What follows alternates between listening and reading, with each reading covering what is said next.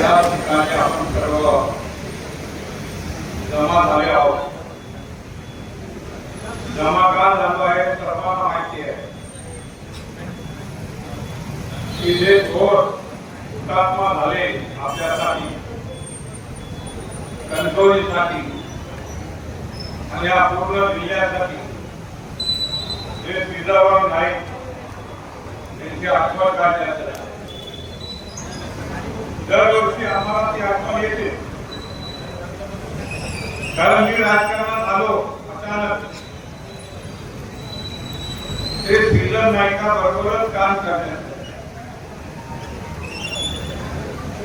आणि त्या वेळेला श्रीधर नाईकाने इतका जोर लावला, इतका काम केलं,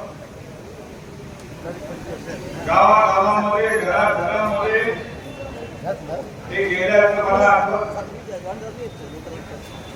आणि मी निवडून आलो त्यावेळेला श्रीधर नाईकांनी सगळ्यांना गोळा केलं आणि मला दिल्लीला पोहोचवण्यासाठी ते सांतापूर एअरपोर्ट पर्यंत आले. आम्ही दिल्लीला गेलो आणि परत येत असताना अचानक बातमी आली की श्रीधर नाईक यांची हत्या झाली.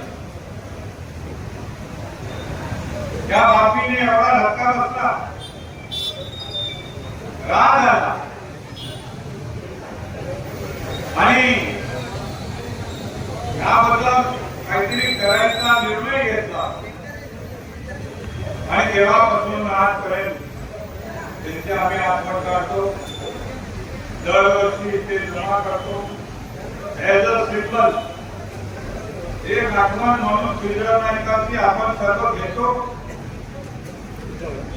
आणि आपण घेत असताना त्यांची झालेली हत्या ही व्यर्थ जाणार नाही असं आपण वचन घेतो. आणि ती व्यर्थ जाऊ नये म्हणून आपण इतके वर्ष प्रयत्न केलेले आहेत. आणि त्याचं उदाहरण आज आपल्याला सर्वांना दिसत आहे. श्रीधर नाईक आपल्याला गेले पण ते व्यर्थ गेले नाही असा विश्वास सर्वांना वाटतो. आणि त्यांच्या हत्येबद्दल जे झालं आहे त्यामध्ये काहीतरी करण्याचा इरादा घेऊन आपण सर्वजण काम करत आहोत. आणि मला याबद्दल समाधान वाटते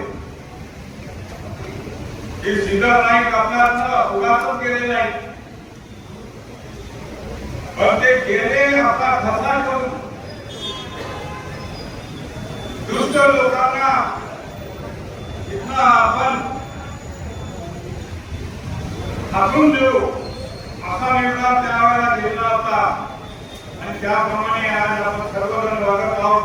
आज देखील मोठ्या संख्येने आपण इथे आलेला आहात, त्याचा मला समान आहे.